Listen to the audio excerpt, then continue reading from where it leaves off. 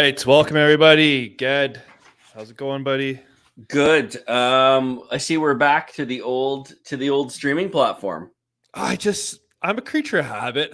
Like I just feel way more comfortable with this. I should suck it up and pay for it one of these days so I could add a little more. I mean, you're you're a YouTube celebrity. You got to make at least $6 a month from YouTube right now. That could almost cover your subscription. Yeah, I'm operating at a loss right now. So, yeah. Well, I appreciate the flexibility. For anybody that does watch this live, sorry we missed last night. Tyler, you were traveling. I was scrubbing floors, and tonight really wasn't much different in prep for flooring and painting this weekend. So thank you for being flexible with the time. I'm so glad I did not miss this one. I've been, as long as I've known about it, I've been looking forward to it. So. All right. Well, it was upon us. Episode 9 of the Bad Batch, the Harbinger. The Harbinger. Even the name of the episode jumped out at me. So this is obviously, we're a day later on this, so obviously everyone knows it's the Ventress episode, and it went a lot different than what I thought it was probably going to do. And let's just get right into Ventress, because I have strong feelings on this. Yes, he shows up right at the beginning. So we have Ventress. First off, can we just address the look? The blonde hair. How do you feel about the look? Because I'll just give you a little caveat. Like, I haven't read Dark Disciple, but her look, I believe, is kind of on par with the artwork from that book with Quinlan Voss, the yellow saber and stuff like that. So that book, some people were worried about they were going to retcon what happened to her and stuff like that. But by all accounts, her appearance looks like it's up and up with that piece of literature. Yeah. And I think they do some neat things with her story. But let's just start. Did you like the way she looked? My first impressions was her look gave away how she was going to be. And I don't know. This episode is very confusing for me. Yeah. Emotionally, I struggled with this one, as dumb as it sounds. And we'll get into in a minute. I loved her look. I think that they did a great job humanizing her. I don't know that piece of literature either.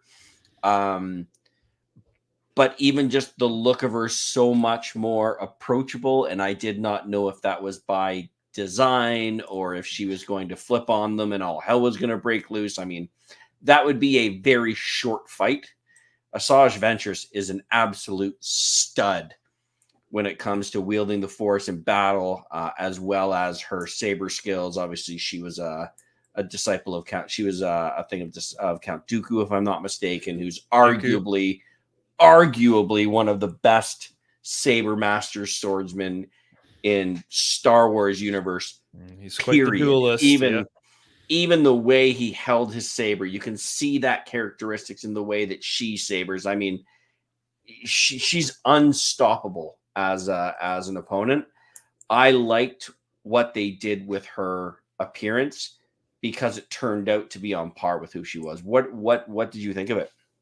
Well, her appearance it took me a minute for like my mind to accept it. Like, the hair just looked a little odd. Yeah, like, where did she get the hair? And she's still with the tattoo or whatever the markings are. It just looked a little odd. I think it took all the way till when she was diving underwater for it to finally really click with me or to normalize. Yeah. But the one thing I'd say is the voice obviously the voice actress is back, and it was just the portrayal of her is always, I find, so good. Like, her voice has always been so unique. Like, it's just like so gritty, you know what I mean? So it was nice to have Ventress back. So we theorized she was going to be the person that was the muffled voice that Fennec was talking to. Yep. And so she's come back, she gives them the info, and they're kind of playing coy with Omega, and obviously they're like, no, it is Omega. And then they go on, we'll test her. And at first I thought they were just going to do the blood sample, but the testing goes a completely different direction. And I'll just say, we'll just dive into it, but I'll say my original thought was, I don't know if it was believable for me, for the character, for her to test her the way she did. Not even a little. I know. I feel like, and I'd love to know for people who read the book, the way she's acting now, is that like in like how she, like, did we miss a block of development? You know what I mean? That would make that a little more believable. But like I think that there's another theory here. I think that there's another story here. Not that I want to jump in on it, but yeah, go for it. So I think she is well aware that Omega's midichlorian count is high or through the roof. And she alludes to it at the very end where she's like, "Nope, sorry, it's not you." And they're like, "You're lying." She knew very well who she was. Like, what part? she knew who the target was. Yeah. But I think she went through fake tests, because if she tested Omega's blood, that's data. It's factual. She could put her through a couple of phony tests, show her how the Force works, see if there's any interest. But she doesn't.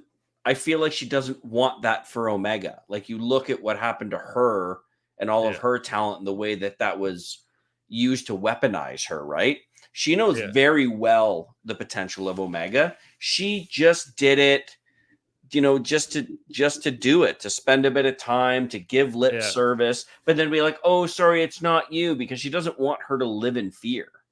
Yeah. That's my theory on it. And I really applaud her for that. Like that to me was such an A1 move, something.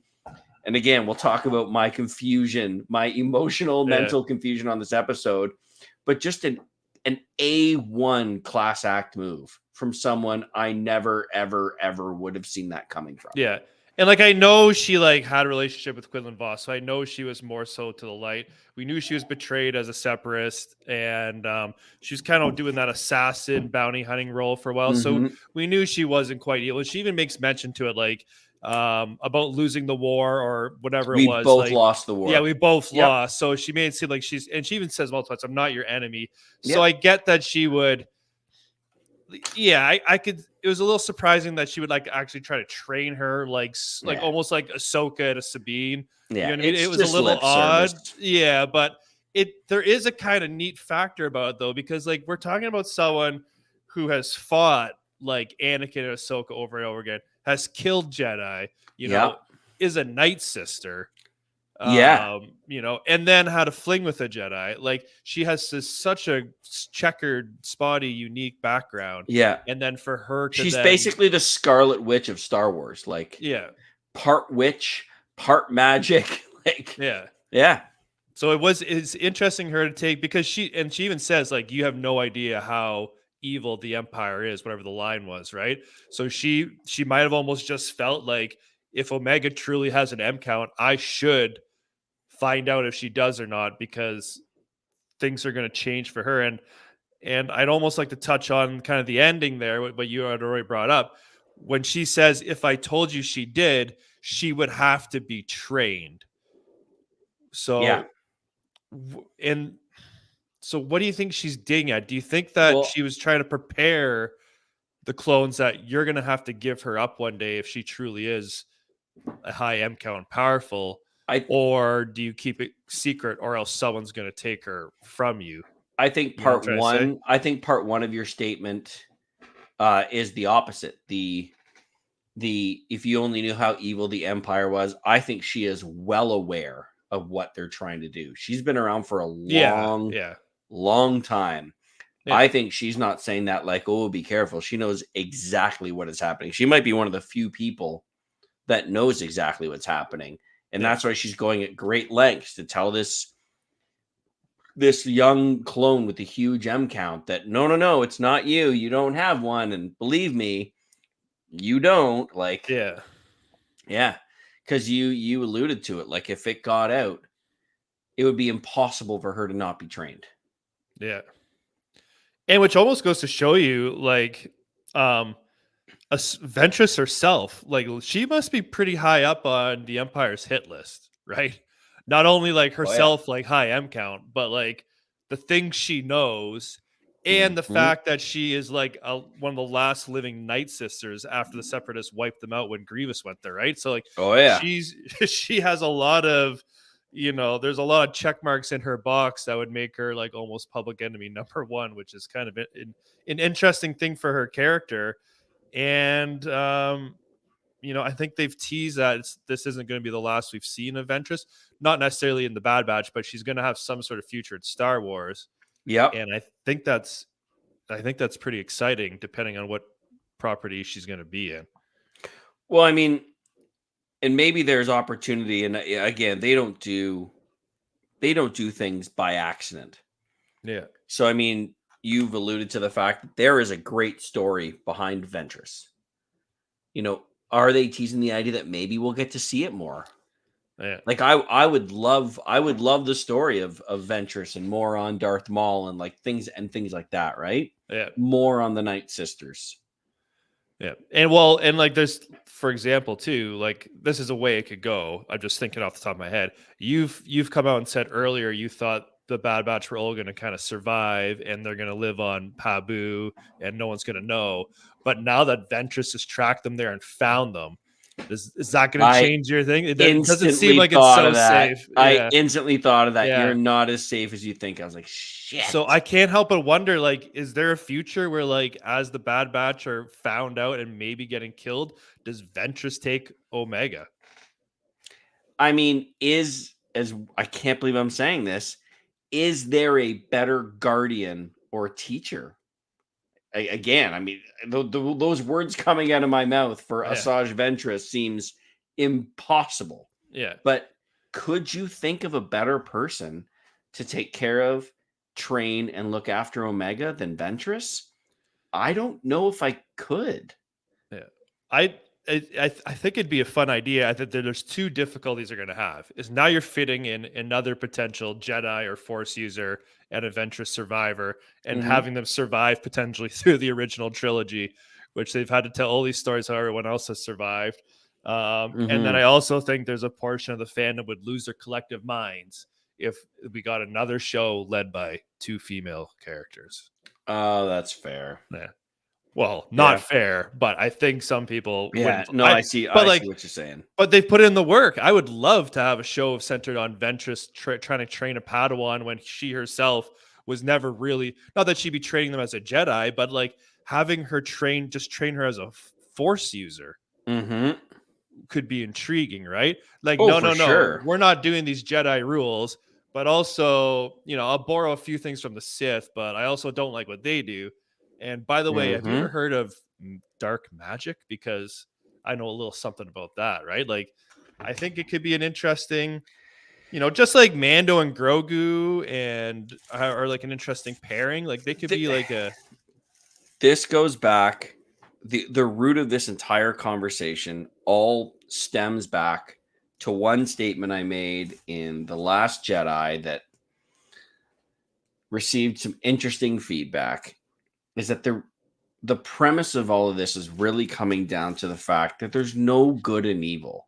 There's no one versus the other. It's about balance. It's about a little bit of everything. Yeah. And I hinted about that during movie 8 and the fact that the rebels aren't necessarily all good. Like they're buying the same planes. They're doing the same shady stuff. They just think they're on the right side. Everybody thinks they're on the right team. You get this, and we had it teased when it came to Rey that she had this light version, but she also had that dark side to her. Omega, if they wanted to exploit the story, you could have a combination of light, dark, and dark magic. Like that is your ultimate balance, where they're not good or bad. They utilize both. It's not all sunshine and rainbows. It's not all domination. Yeah. It's that middle ground, right? And I like that they're leaning towards that, and I know a lot of traditionalists do not. Well, it'd be cool to see an untraditional training of someone. Yeah. But the person training them is obviously quite skilled with the knowledge and the talent that they have. Again, it could be a complete long shot if those two even end up together again. Yeah, right? No, like, yeah. But like, if they ever did go that route, that's an interesting story they could tell. So I have to ask, and do you have more specific points? I got more specific about the episode. Oh, okay. I know we got off on a tangent there. Oh, okay, fair enough. Then go ahead, because I'm dying to know what you thought of the episode, just in general. Like just to finish up Ventress, so to tie in again, she apparently died in the book, right? So everyone's like, well, how is she back? How's she back? I love that they didn't actually fully explain it, and I love that they stuck in the line, I've got a few lives left. Yes, she says at the end. I'm like, that's perfect. That's all I need. It's awesome. You don't have to super explain anything, because now in my head, some sort of Night Sister magic probably saved you. Yep. But like, I don't need it. I don't need my hand held through it. If they show it later, if they want to show it later, by all means, go for it. But I thought, to me, knowing what I know, not having read the book, that's all I needed to see for her back. Because it was almost like what they did with Maul, right? So when I started watching Clone Wars, it was the same thing. Like, I only knew him in the book or in the movie. He falls down. He's dead. It's over. Yeah. They did a thing on how he left. Okay, cool. I'm good. I don't need a ton of explanation. All right, fine. Cool. Yeah. And for people who didn't read the book, they still might think Ventress was alive the whole time. So I think it struck a nice middle ground of not confusing people who don't read, like myself, and people who do read. I think they threw them a bone and said, there might be more on that later, whether we do flashbacks or we explain it in a future episode or they write another comic or something, right? The only other thought I thought was cool with Ventress was, other than she whipped out everyone's ass and you expect she would be able to beat them down, was when she was talking about how a lot of Force users have a connection to nature and animals and stuff like that. And as she's calling them, she actually summoned. They mentioned this in an earlier Bad Batch episode on how there was something dangerous or deadly out deeper or out past the perimeter or something like that. I remember them saying that. Yeah. And sure enough, as she summons all this like cute life up, she actually summons I guess you'd say the evil monster from the deep as well, which kind of plays. I love this, like the symbolism with what she is like internally, right, in her history. So 1000% agree. I have nothing else even to expand on that. You absolutely nailed that. Yeah. So 100%. I thought that was well done. Yeah, that was well done. Yeah. I love the not on purpose. Did you summon that? Not on purpose. Yeah. But then was able to comment and connect to it. I think the part that blew me away the most, I never would have imagined that Asajj Ventress had a connection to nature. Yeah. Again, like, we know Ventress as a lethal, ruthless, lifeless assassin. Yeah. Like, I think of Ahsoka, I think a connection to nature. I think of Ezra, I think a connection to nature. I think Asajj Ventress, I don't think about her riding a deer around a forest. Like, never. But it's starting to show that there are multiple sides to this character, right? It's awesome. Yeah. I think that's all I had for episode points. Anything else you want to touch on for the episode? Yeah. Did you like this episode? Because I want to be mad, but I can't be mad. So what's your confusion? What's your mad part? What's bugging you about it? To me, it was the ultimate feel-good, cheesy fan service. And I wanted it so bad. And then when I got it, I was mad it happened. Nothing would make me happier than for Asajj Ventress to show up not as a ruthless, heartless assassin, but as someone who's been there and done that and is trying to find their own way, and for them to build a connection. But I'm like, there's no way they'd be so stupid to do it. And then she shows up with the blonde hair and summons the animals. I'm like, motherfucker. Like, I want to be so happy about this, but at the same time, I'm like, okay. I know. And it goes back to my original point where it's like, I don't know if it was in character for her to come and so willingly agree to test/train Omega. But we all wanted it. Yeah. I think everyone wanted it to happen, but I don't know, maybe I wanted her to be a little more. Yeah, maybe I wanted her to be more rude or I don't know, a little bit more resistant. Because it seemed like it didn't take much to bend her arm to do it. You know what I mean? Like, she was like, that's what I mean. Like, this is a different side of this character. We all wanted to see this happen because she is a weapon of a force wielder and a saber user. Like, hey, wouldn't it be cool if? But you never actually expect that to happen. Yeah. Then she shows up and blonde hair and she's summoning nature and you need to trust me. I'd be like, why is this conversation happening? Anyway, that's my frustration with this episode. It is everything I wanted it to be. and now I'm pissed off that it happened, which I realize makes no sense. No, I don't. I feel you though, because I felt like, I don't know, maybe I felt like she shouldn't have felt so good so soon. So I don't know. It's a weird way of saying it. Yeah. Like, yeah, I don't know. yeah. It felt I don't want to be excited about her being around, but yet I am. But I there was a weird feeling, like I don't know if it was fully earned or not, and that's why I said it goes back to the book. Like if you read the book, does her portrayal feel on par with that? Like I feel like maybe some of us are missing that little bit of extra development from her. Yeah, I'm actually. So what piece of literature is it? I think it's called Dark Disciple. Okay. Because now I'm very intrigued, right? Yeah, the Dooku goes to use Force lightning on Quinlan Voss, her like lover, and she dives in front of it and takes one for the team, and apparently dies. Again, I haven't read it. I'm just reading the Cole's notes. So who kills Quinlan Voss? Dooku. Well, no, Voss is still alive. Remember, like his name is in the Jedi Path in Kenobi. That's right. And remember, Kenobi looks at it, he's like, "Oh, Quinlan."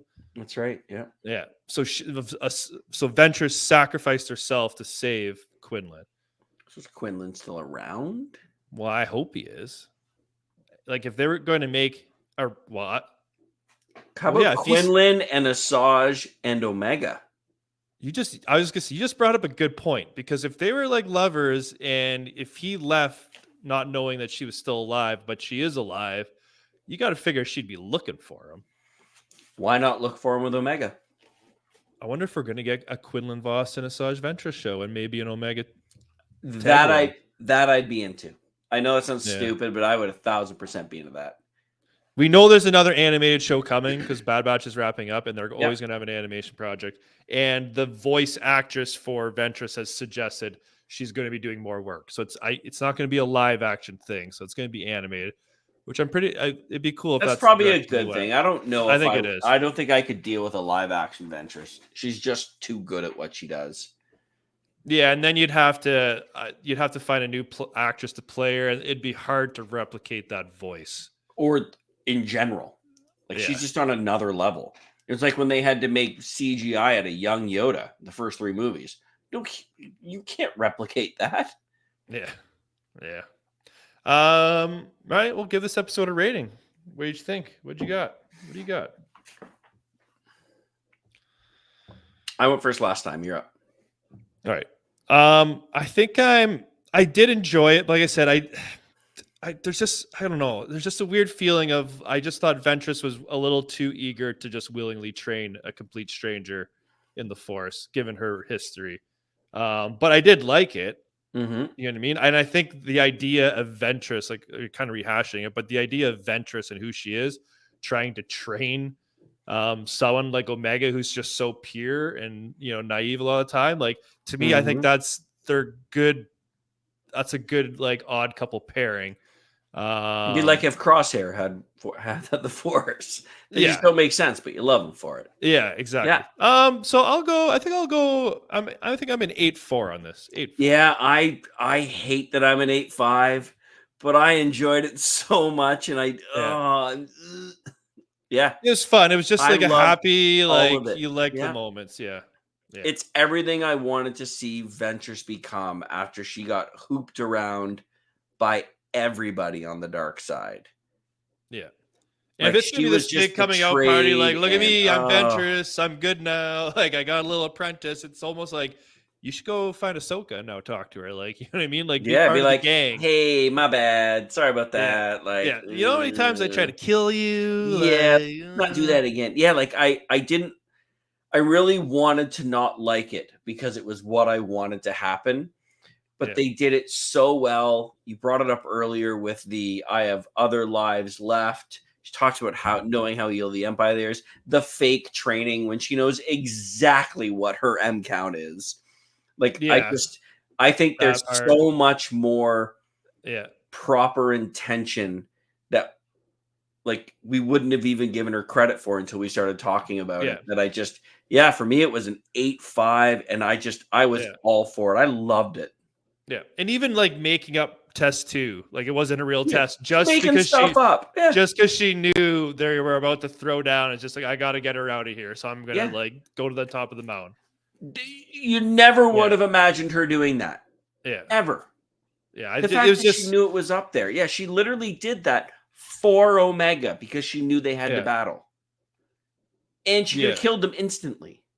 Yeah. I think I like that. Yeah, I think the writers nailed it. They like hit the right points. They kept the plot hit the right points, right? Yep. Like everything felt.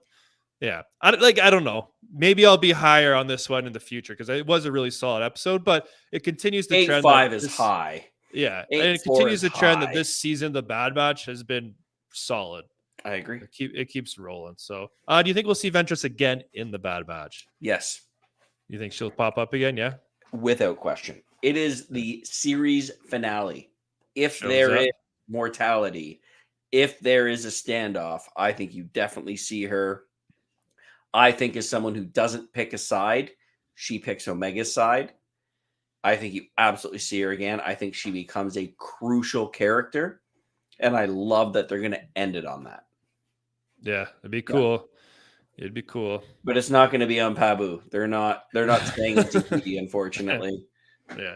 Because if she found him, the Empire's eventually going to find him. Yeah. All right. So that will wrap it up for us. Let us know in the comments what you thought about this episode, and we will see everyone next week. At proper time. At a proper time. Back to normal programming. Mm-hmm. Peace out, everyone.